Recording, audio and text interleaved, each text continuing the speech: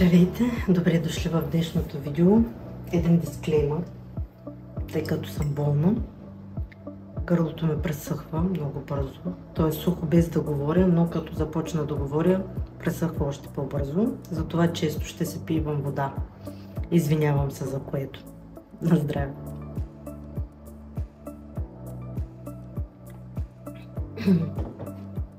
Днешното видео ще се поговорим за една тема, която мен лично ме вълнува, може би от около половин година, а именно темата за съня.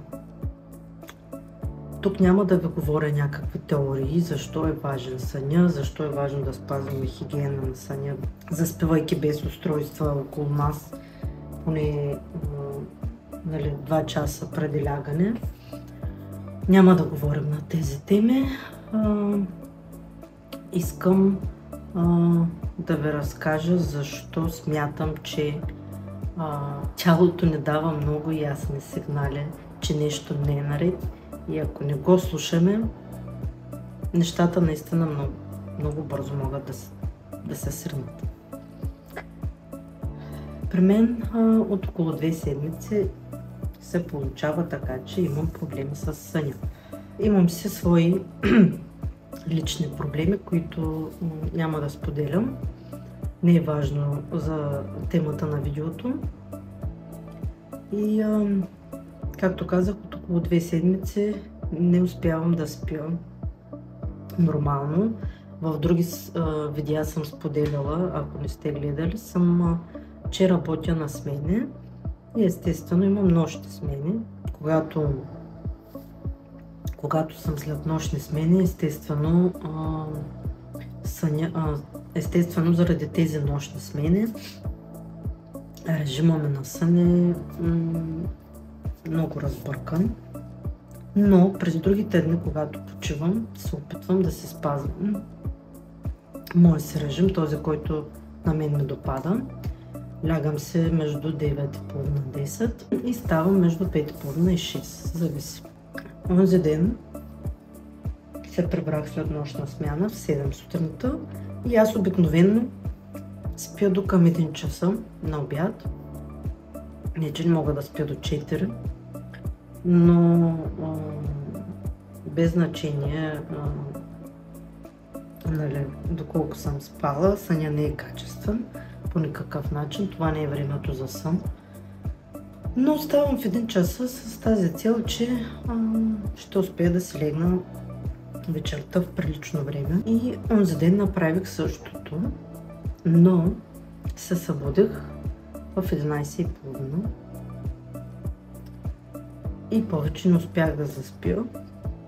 Естествено бях като парцал, но аз дори в 1 часа да ставам, пак съм като парцал. Вечерта ще се легна рано, дори в 9 часа смятах да се легна. Всичко беше наред и 2 часа преди лягане, към 8-7:30, изключих всички устройства, телефони, лаптопи и започнах да чета книга на Kindle. Писах се в дневника, правих йога за сън и така до към 9:05-10 отидох да си лягам. Легнах си и заспах за 15 минути, след което се стреснах. Не знам от какво, бях сама, мъжът ми е на работа. Аз спя с тапи в ушите, така че не съм чула нищо, това е сигурно, но просто се стреснах. И в момента, в който се събудих, дори без да си отварям очите, в мозъка ми започнаха да нахлуват всякакви мисли, монолози, диалози, въобще пълен хаос. Дори бях по едно време решила, че няма да го бъде и ще ставам. Но слязох само до тоалетна, върнах се и си легнах и всъщност може би съм заспала сравнително бързо. Но в 1:30 през нощта сценария се повтори. Пак се събудих, без видима причина. Пак имаше всякакви монолози и мисли, идеи в главата. Отидох отново до тоалетна и се легнах пак. Заспала съм бързо, предполагам, но през цялото това време, докато уж спя, аз съм сигурна, че в главата ми продължаваха да се лутат мисли. Мозъка ми не спеше. В това съм сигурна. И в 5 без 20 просто не издържах. Това беше поредното събуждане. И тъй като цикъла на съня ми е нарушен още в самото му начало, всичко оттам нататък беше просто безмислено. Събудих се като парцал, изморена, изтощена, без желание за абсолютно нищо. И въпреки това се наложих, че ще се направя сутрешната рутина, тренировката вкъщи и след това дори излязох да тичам. Докато не започнах, просто не знаех, че имам такава нужда да изляза да тичам. Наистина е невероятна медитация това да бягаш. И всъщност с тази история исках да ви кажа, че моето тяло също дава сигнали.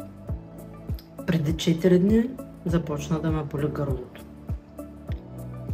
Въпреки че от 2 седмици съня ми е нарушен, преди 4 дни започна болката в гърлото. Като тук трябва да вметна, че аз съм мечта на всеки личен лекар, защото се разболявам веднъж годишно, а понякога и въобще.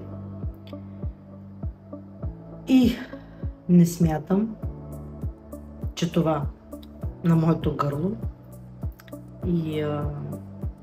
е някакъв вирус.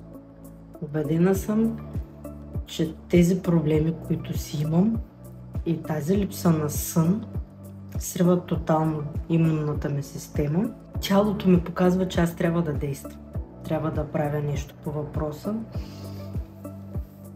И това смятам да направя, защото иначе рискувам наистина да се срина системата.